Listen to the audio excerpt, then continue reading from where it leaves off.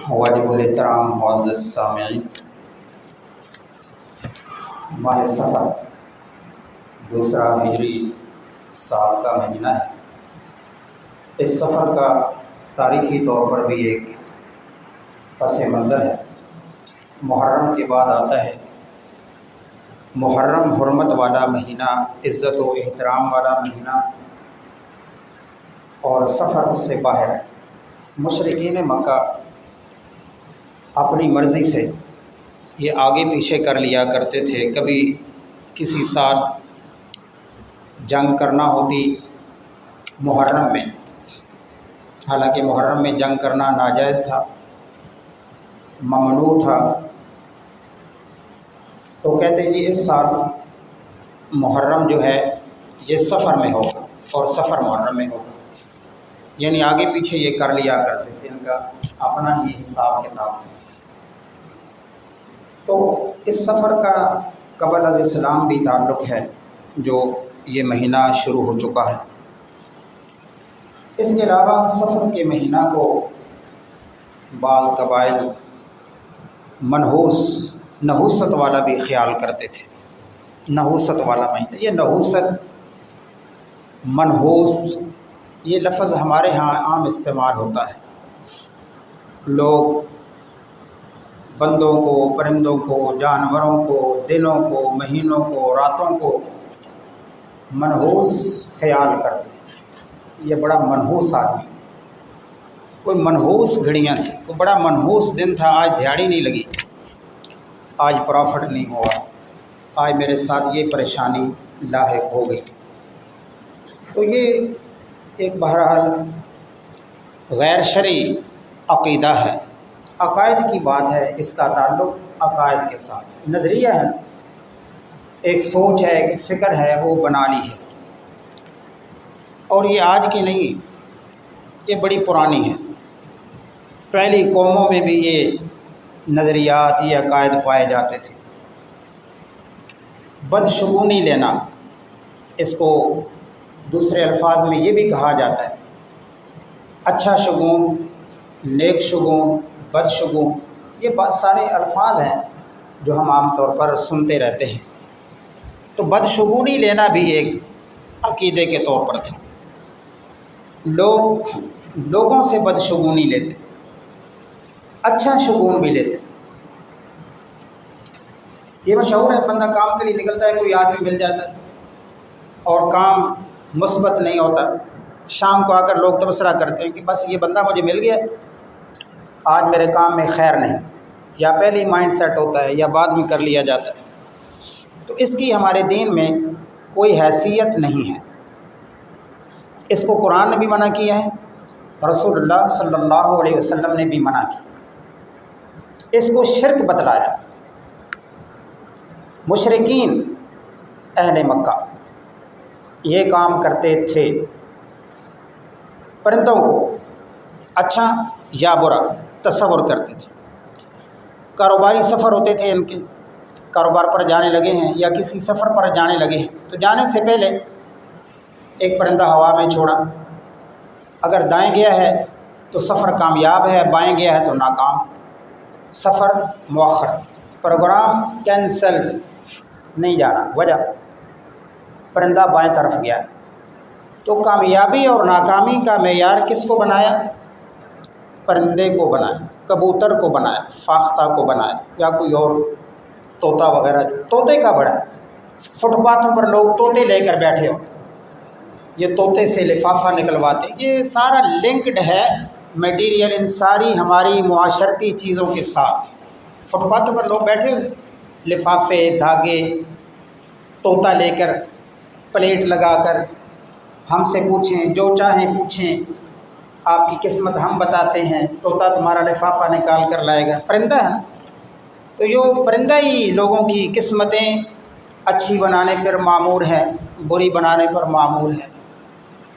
اور common sense ہے کہ اچھی اور بری، شادی میں کامیابی ناکامی، کاروبار میں کامیابی یا ناکامی، یہ جو فٹ پاتھ پر بیٹھے ہوئے لوگ ہیں اور لوگوں کو خوشخبریاں بدخبریاں سنا رہے ہیں، بھلا ان سے کوئی پوچھے جا کر کہ جناب آپ کی قسمت اتنی اچھی ہوتی تو آپ فٹ پاتھ پر بیٹھے، اپنی قسمت کا کوئی پتہ نہیں ہے اور لوگوں کو آسمان پر چڑھایا جا رہا ہے، لوگوں کی خواہشات پوری کر رہے ہیں، خود کیا ہے 10 روپے 50 روپے 100 روپے پر آخر پہ بات ختم ہوتی ہے۔ تو بہرحال یہ وہ چیزیں ہیں جو غلط العام ہیں، لا علمی کی بنیاد پر ہیں، جہالت کی بنیاد پر ہیں، یا توہم پرستی ایک لفظ ہے، توہم، اس کو عام طور پر توہم پرستی بولا جاتا ہے، توہم پرستی، توہم پرستی یہ لفظ بھی غلط ہے، توہم پرستی اصل لفظ ہے۔ ایسے ہی خیالات،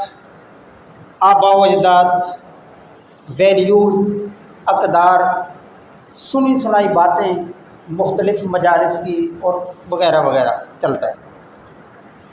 تو حضرت موسیٰ علیہ السلام کی قوم کا تذکرہ اللہ تعالیٰ نے اس صورت میں کیا ہے جو ابھی آیت مبارکہ آپ نے سماعت فرمائی ہے، فَإِذَا جَاءَتْهُمُ الْحَسَنَةُ قَالُوا لَنَا هَٰذِهِ وَإِن تُصِبْهُمْ سَيِّئَةٌ يَطَّيَّرُوا بِمُوسَىٰ وَمَن مَّعَهُ۔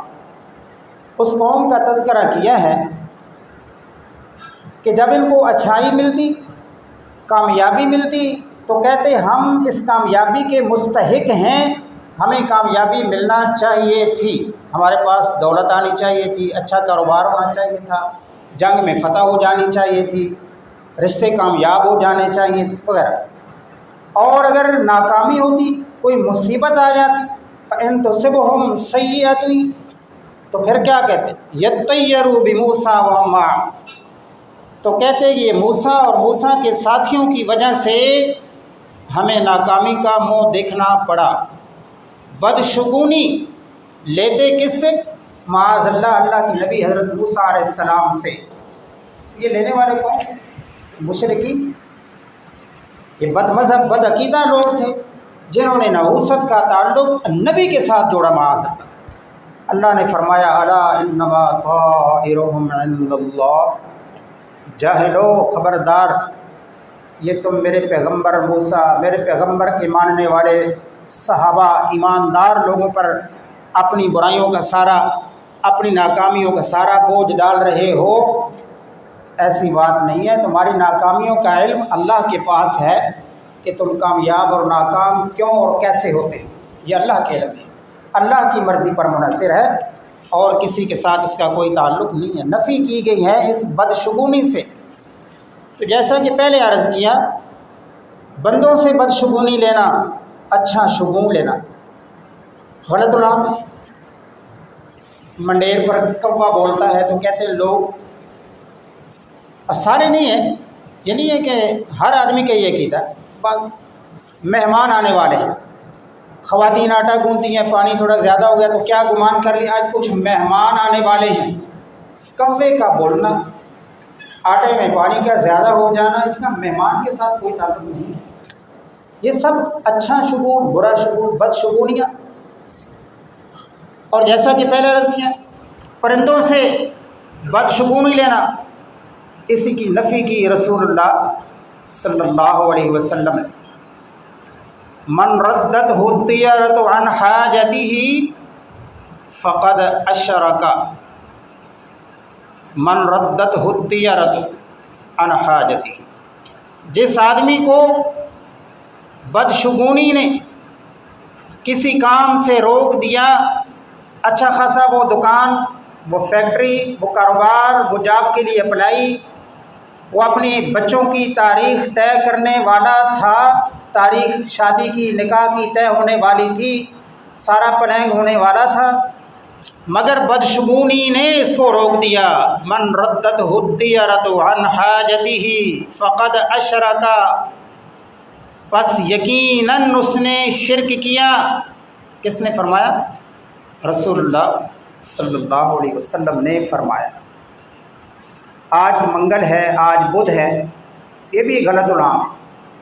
منگل کا دن ہے، آج گھر سے پیسے نہیں نکالنے، بدھ کا دن ہے تو آج کام سیدھا ہو جائے گا، آج جمعرات ہے، یہ پیروں فقیروں کا دن ہے، کچھ اس طرح کا بھی لوگوں نے گمان بنا رکھا ہے۔ سارے دن، ساری راتیں اللہ کی ہیں، کسی دن، کسی رات میں اللہ نے کسی کام کی کوئی پابندی نہیں لگائی۔ مگر لوگوں نے پابندیاں لگا رکھی، یہ کام میں نے محرم میں نہیں کرنا، یہ کام میں نے سفر میں نہیں کرنا، یہ کام فلاں مہینے میں نہیں کرنا، یہ کام فلاں میں نہیں کرنا۔ ایسا کوئی قرآن و سنت سے کوئی بیس بنیاد اس کی نہیں۔ اگر آدمی یہ کرنے لگے کہ یہ دن، یہ گھڑی، یہ رات منحوس ہے، قرآن نے قوم عاد کا ذکر کیا ہے، فَأَرْسَلْنَا عَلَيْهِمْ رِيحًا صَرْصَرًا، عاد پر عذاب آیا۔ قومیں تھی سمود اور عاد، دو بڑی مشہور قومیں ہیں، قرآن میں اس کا بڑا تذکرہ ہے، ان کی قوت کا اور پیغمبر وقت کے ساتھ ان کی بغاوت کا، ان کی شان و شوکت، ان کا لیونگ اسٹائل، ان کی ٹیکنالوجی، ان کے مکانات، ان کو ملنے والی پرتعیش زندگی کا قرآن میں جا بجا ذکر موجود ہے، قوم سمود اور قوم عاد۔ اور اللہ نے اس کی اکثر مثالیں دی ہیں کہ سبق سیکھنا ہے تو سمود سے سیکھو، عاد سے سیکھو، جو یہ کہا کرتے تھے من اشد منا قوہ، یہ اتنی طاقتور قوم تھی جو کہتے ہم سے بھی کوئی زیادہ طاقتور ہے اس دھرتی پر، ببانگ دوڑ یہ نعرہ لگایا تھا کرتے تھے، یہ انسانوں کے مقابلے میں نہیں، اللہ کے مقابلے میں یہ ان کی باتیں ہوتی تھیں۔ اللہ نے فرمایا کہ جاہلوں سے کہو کہ تم سے زیادہ طاقتور تو اللہ کی بہت بڑی مخلوقات موجود ہیں، تمہاری تو حیثیت ہی کیا ہے۔ وَأَمَّا عَادٌ فَأُهْلِكُوا بِرِيحٍ صَرْصَرٍ عَاتِيَةٍ سَخَّرَهَا عَلَيْهِمْ 7 لَيَالٍ و8 أَيَّامٍ حُسُومًا، سورۃ الحاقہ میں اللہ نے بیان کیا وَأَمَّا عَادٌ، عاد فَأُهْلِكُوا بِرِيحٍ صَرْصَرٍ عَاتِيَةٍ، ہم ایک ہوا کے ساتھ ان کو ہلاک کر ڈالے۔ مخلوق ہے، ہوا مخلوق ہے، مخلوق انسان اپنے آپ کو بڑا طاقتور سمجھتا ہے، بڑی قوت والا سمجھتا ہے۔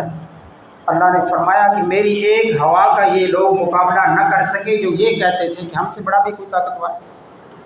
سخرها علیہم 7 لیال و8 ایام، 7 راتیں 8 دن یہ مسلسل ہوا، تند و تیز ہوا ان پر چلتی رہی، اور اس ہوا نے ان کو اٹھایا، ان کو پٹخ کر زمین میں مارا، اور کأنها اعجاز نخل، اس طرح پڑے ہوئے تھے جس طرح کھجور کے درخت پڑے ہوتے، لمبے قد والے ایسے پڑے۔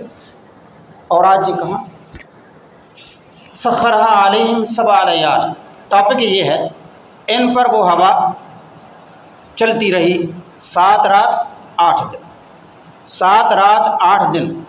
یہ دن کیا تھے؟ یہ دن ان پر بڑے منحوس دن تھے، ان میں سے کوئی لمحہ بھی ایسا نہیں ہے جو خالی ہو۔ تو پھر انسان اگر یہ گمان کرنا شروع کر دے کہ فلاں دن منحوس ہے، فلاں دن منحوس نہیں ہے، تو کیا نکالے گا؟ پیچھے بچے گا کیا؟ کوئی لمحہ اس کے لیے بنتا ہے کام کرنے کے لیے؟ ایک منٹ بھی باقی نہیں بچتا جس میں کوئی خیر کا کام کر ڈالے۔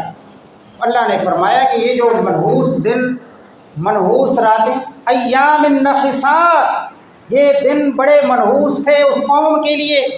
کیوں منحوس تھے؟ ان کے کفر، ان کے شرک، ان کی بدعنوانیوں کی وجہ سے مشہور تھے۔ اور انسان پر اگر نحوست آتی ہے تو انسان پر اس کی بدعمالیوں کی وجہ سے آتی ہے۔ نماز نہ پڑھنے سے نحوست آتی ہے، گھروں میں تلاوت نہ کرنے سے نحوست آتی ہے، روزہ چھوڑنے سے نحوست آتی ہے، زکوٰۃ ادا نہ کرنے سے نحوست آتی ہے، صدقہ و خیرات نہ کرنے سے نحوست آتی ہیں، مہمان کی مہمان نوازی نہ کریں، کنجوسی کریں، اس سے نحوست آتی ہیں۔ تو منحوس چیزیں کیا ہیں؟ انسان کی یہ بدعمالیاں ہیں جس کی وجہ سے انسان کے اوپر منحوس لمحات آتے ہیں۔ نہ کہ خود کوئی انسان منحوس ہے، نہ کوئی دن منحوس ہے، نہ کوئی رات منحوس ہے، نہ کوئی پرندہ منحوس ہے۔ کہتے ہیں الو بولے جس گھر میں تو اس گھر میں کیا ہوتا ہے؟ ویرانی چھا جاتی ہے، وہ گھر اجڑ جاتا ہے۔ تو یہ ساری چیزیں اس سے منع کیا رسول اللہ صلی اللہ علیہ وسلم نے۔ انسان کی قسمتیں، انسان کی ناکامیاں، انسان کی کامیابیاں، ان کا تعلق ان چیزوں کے ساتھ نہیں ہے۔ حضرت خالد رضی اللہ تعالیٰ عنہ فرماتے ہیں کہ حدیبیہ کے مقام پر ہم تھے، رات بارش برسی، صبح ہوئی تو رسول اللہ صلی اللہ علیہ وسلم نے فرمایا آج کی رات پھر آج کی صبح۔ کچھ لوگوں نے صبح کی ہے ایمان کی حالت میں اور کچھ لوگوں نے صبح کی ہے کفر کی حالت میں۔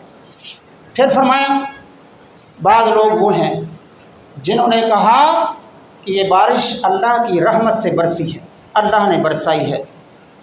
یہ لوگ ہیں جنہوں نے ایمان کی حالت میں صبح کی ہے، اور کچھ وہ لوگ ہیں جنہوں نے کہا یہ بارش فلاں ستارے کی وجہ سے برسی ہے۔ ستارہ اس کو کیا کہتے ہیں؟ نجم، والنجم اذا ہوا، نجم سورہ نجم بھی ہے۔ نجم اس کی جمع نجوم، اس کی جمع نجم نجوم، پھر اسی سے نجومی بنتا ہے۔ یہ جو پامسٹ جسے کہتے ہیں، لکیریں دیکھنا، ہاتھ کی لکیریں دیکھنا، پھر جادو کرنا، پھر اس کو بری قسمت کو اچھی قسمت میں کنورٹ کرنا، یہ بھی ان کے بائیں ہاتھ کا کھیل ہوتا ہے۔ تو یہ آپ نے کیا فرمایا صلی اللہ علیہ وسلم کہ بعض نے کہا کہ یہ بارش ستاروں کی وجہ سے برسی ہے، تو جس نے یہ کہا اس نے حالت کفر میں صبح کی۔ بارش کا برسانا نہ برسانا اس کا تعلق ستاروں کے ساتھ نہیں، یا کہ تیرا ستارہ گردش کر رہا ہے، تیری قسمت کا ستارہ گردش کر رہا ہے۔ یہ ستارہ اور قسمت اس کا کیا تعلق؟ اس کا آپس میں کوئی تعلق نہیں ہے۔